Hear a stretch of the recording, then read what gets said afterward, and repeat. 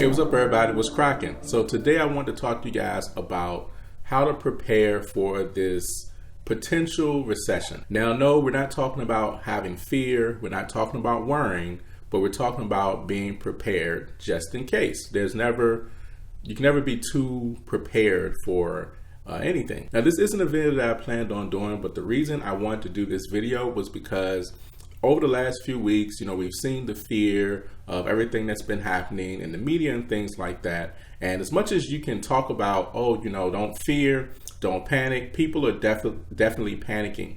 And as time is going on, you're seeing the media pretty much, put out more and more info. In the same instance, they don't really put out any solutions. They don't really talk about, the people who have been affected but are doing pretty well, that got over it and stuff like that. So you hear more of the bad cases and not really things in detail. So what that does is that just constantly causes things, especially like the stock market, to go down.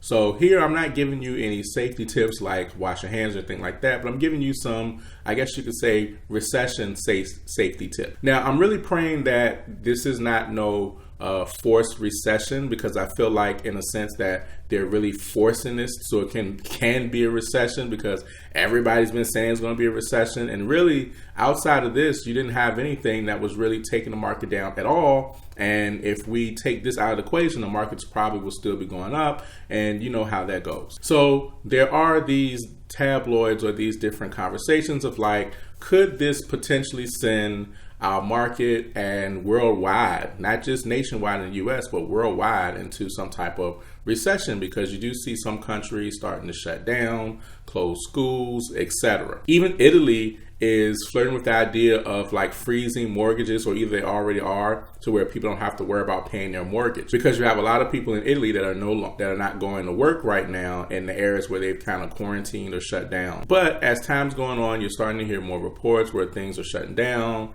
having states of emergencies and all these different things. And what that can do, that can force a recession, meaning it can kind of usher in this time where people are not going to work, or companies are shutting down production and all these different things. And the craziest thing about this is this has created a fear of people being around people, so no one gets sick. Now, we've never really seen anything like this before, at least in our time. I'm sure during the times where there were other, pandemics or things that are happening where, people were fearing each other because of, whatever, when the flu came around, different viruses, whatever the case is. But in my time, I've never experienced this, and neither have most people probably watching this video. So we have 2020 and the things that are going on, more technology, and then we have this fear and these different things happening to where, yes, you should definitely take precaution. So it kind of creates an interesting situation. Now, this isn't one of your doom and gloom videos, but this is just simply preparation or things to think about in case things do happen ahead of time. Now, I love to be able to talk about stuff like this because I get a chance to, let people into my mind and the things that I'm personally thinking and things that I'm personally doing, because, a lot of times we have to react to things versus be proactive. So this video is about being proactive. Now, like I said, I'm really praying that we don't have a recession, and especially here in the US, because of the simple fact that with all these things happening, the feds have lowered the rates. So now you have more people buying more things like houses and cars because the rates have gotten lower. But then, however, if we go into a recession and then people can't work and they're not getting paid and they still have a bill, that could put people in a bad spot. So I'm really praying that we don't have a recession off the strength of the fact that it could potentially hurt a lot of people who are indeed going out and buying things right now. Yes, it could be some great deals in the stock market, but however, I understand what it feels like to be affected by a recession.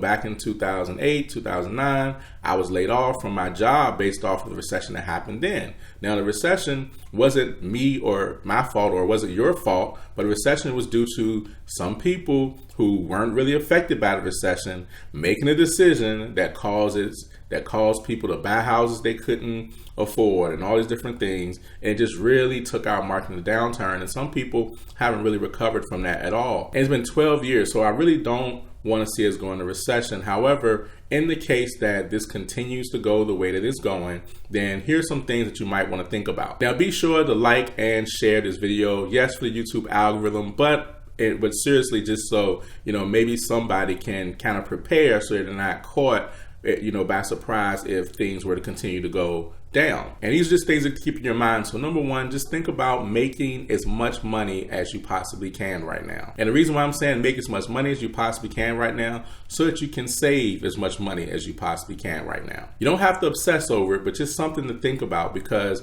if we do go into a recession, we don't know how this is going to affect, us, because like I said, the thing about this is it's not like it's just, taking a job away from people, but it's more so the fact that it's causing people to just not want to be around people or mass amounts of people, which that's typically most people's jobs. So that's why you see in a lot of countries where, manufacturers and schools and different things like that, and even churches are closing their doors just to try to contain, or just to not get affected, or just to not let any infection spread amongst the people. So right now, at least during this time, you might not want to just spend a lot of money on things that you don't need, but take care of your money, save as much as you can, so that way you can prepare just in case. Now, granted, these are things that you should be doing anyway, but I'm not going to preach that to you. Now, the next thing you should be looking to do along with having your money and saving your money is starting to find some investments. Like in the last videos, I talked about how,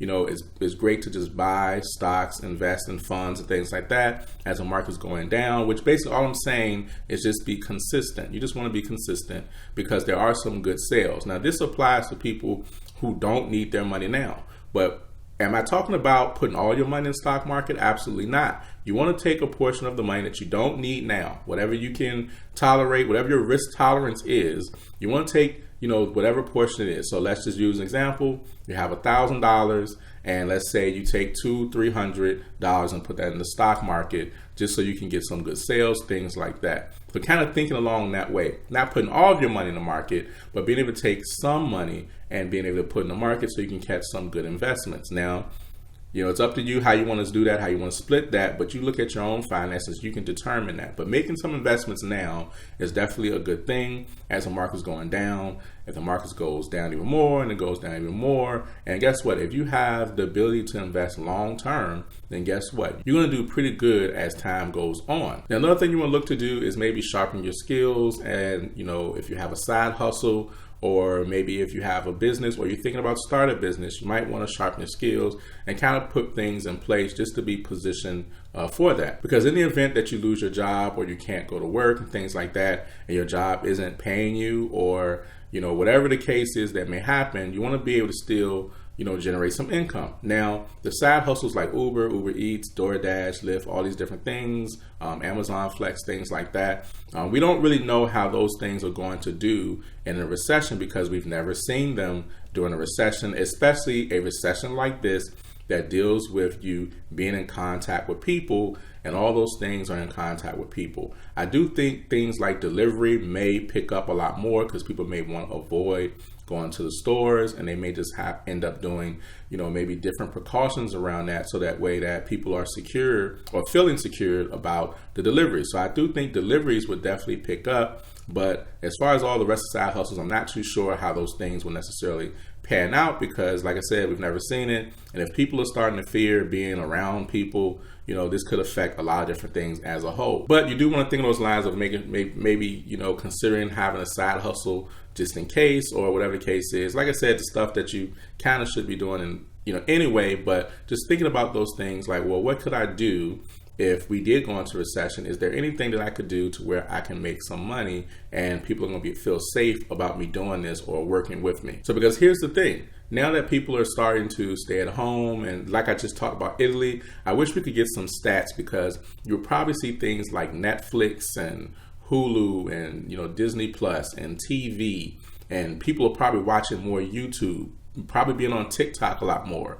People are probably putting more time into those things because they're not going to as many places as normal. So having a YouTube channel or putting out videos or having content out there or whatever that you could maybe capitalize off by creating an affiliate or a business around and things like that may be a good idea also, which also kind of gives you an indication to where how money is flowing. So with things like this, a lot of times people can't see it, but wealth and riches are definitely created when things are happening like this, because some people capitalize off it by just getting in position. Some businesses may go down, all the while some other businesses may thrive. Like in my last video, I was joking about Clorox and things like that. The companies that own, like Lysol, and own the companies that are making these hand sanitizers and all these different things, they're making, pretty much good money right now because they're sold out and they can't produce as much as they want, because remember, manufacturing is starting to slow down in a lot of places. So you see how that works?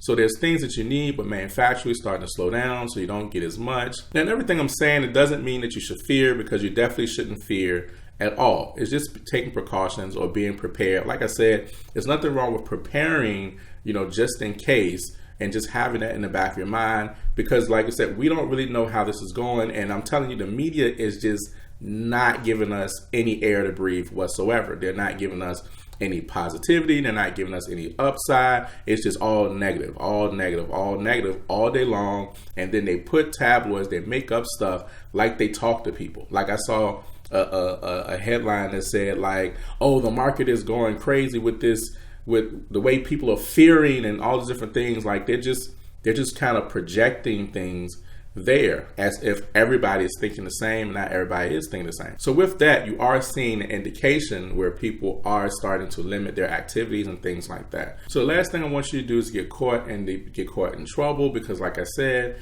they may do certain things in Italy a certain way, but we don't know how they're going to do it here in the US. We don't know if they're going to help people if there was to be all this mass shutdown and different things like that. We don't really know how it is. However, I do believe you should be prepared just in case.